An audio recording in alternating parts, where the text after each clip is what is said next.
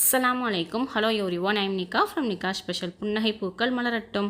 Friends, இன்றைக்கி நம்ம சேனலில் என்ன வீடியோ பார்க்க போகிறோம்னா 5 நிமிஷத்தில் அருமையான சுவையில் தேங்காய் சட்னி தான் பார்க்க போகிறோம். அதை பார்க்குறதுக்கு முன்னாடி நம்ம சேனலை இப்போ தான் ஃபஸ்ட் டைம் பார்க்குறீங்கன்னா சப்ஸ்கிரைப் பண்ணிக்கோங்க. பக்கத்தில் உள்ள பெல் ஐக்கானை கிளிக் பண்ணிவிட்டு ஆளுங்க நோட்டிஃபிகேஷனையும் கொடுத்துக்கோங்க. அப்போ தான் நான் எப்போம்னா வீடியோ போடணும் உங்களுக்கு நோட்டிஃபிகேஷன் வரும். இன்ஸ்டாவில் ஃபாலோ பண்ணாதவங்க ஃபாலோ பண்ணிக்கோங்க. உங்களோட ஒவ்வொரு லைக்கும் எனக்கு ஒரு எனர்ஜி பூஸ்டர். ஸோ மறக்காமல் வீடியோ பார்த்துட்டு லைக் பண்ணிடுங்க. இப்போ வாங்க வீடியோக்குள்ளே போகலாம். 5 நிமிஷத்தில் சூப்பரான தேங்காய் சட்னி பண்ணுறதுக்கு நாங்கள் ஒரு மிக்ஸி ஜார் எடுத்து வச்சுருக்கேன். அதில் 1 கப் அளவுக்கு தேங்காய் சேர்த்துக்கிறேன். அடுத்து நம்ம எவ்வளோ தேங்காய் எடுத்துருக்கோமோ அதில் பாதி அளவுக்கு பொட்டுக்கடலை சேர்த்துக்கிறேன். கூடவே 4 பல் பூண்டு, 3 காஞ்ச மிளகாய் சேர்த்துக்கிறேன். நான் பெரிய மிளகாய் அப்படிங்கிறனால 3 சேர்த்துருக்கேன். சின்னதாக இருந்தால் 4 சேர்த்துக்கோங்க. அடுத்து 1 கொத்து கருவேப்பிலை, கொஞ்சமாக மல்லி இலை சேர்த்துக்கோங்க.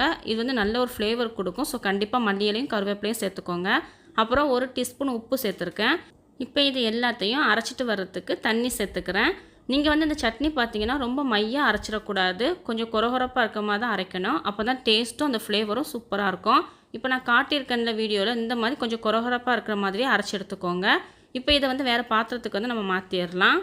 இப்போ நான் பாத்திரத்தில் சேர்க்கும் போதே தெரியும் அந்த சட்னியோட பதம் கொஞ்சம் கொரகொரப்பாக இருக்கிறது. ஸோ இந்த மாதிரி அரைச்சிக்கோங்க.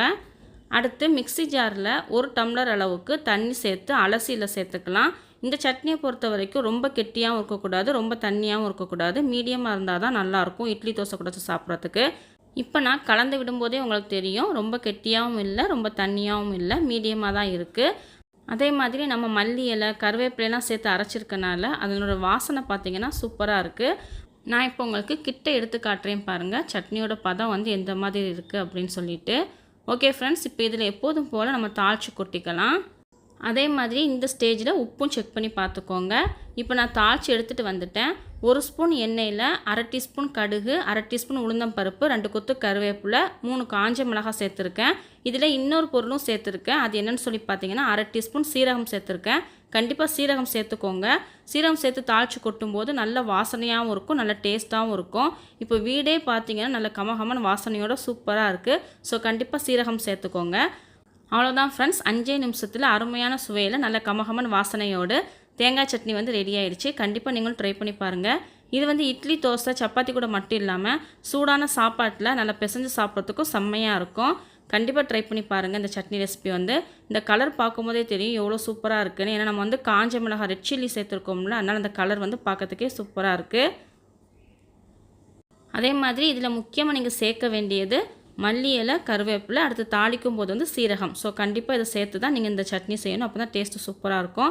இப்போ நான் வந்து சுட சுட தோசை வந்து சுட்டு வச்சுருக்கேன், அதை சாப்பிட்டு பார்க்க போகிறேன். அதே மாதிரி நான் கொரகொரப்பாக அரைக்கணும்னு சொன்னோம்ல, அதே மாதிரி கொரகொரப்பாகவே அரைச்சிக்கோங்க, ரொம்ப மையாக அரைக்காமல். இப்போ வந்து நம்ம சாப்பிட்டு பார்க்கலாம் எப்படி இருக்குன்னு சொல்லிவிட்டு. சூப்பராக இருக்குங்க, நல்ல டேஸ்ட்டாக இருக்குது. நம்ம மல்லி இலை கருவேப்பிலாம் சேர்த்துருக்கதும் அந்த சீரகம் போட்டு தாளிச்சிருக்கதும் செம்மையாக இருக்குது. ஸோ கண்டிப்பாக ட்ரை பண்ணி பாருங்கள். ஓகே ஃப்ரெண்ட்ஸ், இந்த வீடியோ பிடிச்சிருந்துச்சு அப்படின்னா உங்கள் ஃப்ரெண்ட்ஸ் அண்ட் ஃபேமிலி கூட ஷேர் பண்ணிவிட்டு மறக்காமல் சப்ஸ்கிரைப் பண்ணாதவங்க சப்ஸ்கிரைப் பண்ணிக்கோங்க. அப்படியே லைக்கும் பண்ணிடுங்க. தேங்க்ஸ் ஃபார் வாட்சிங். Stay safe. மரம் வளர்ப்போம், இயற்கையை காப்போம்.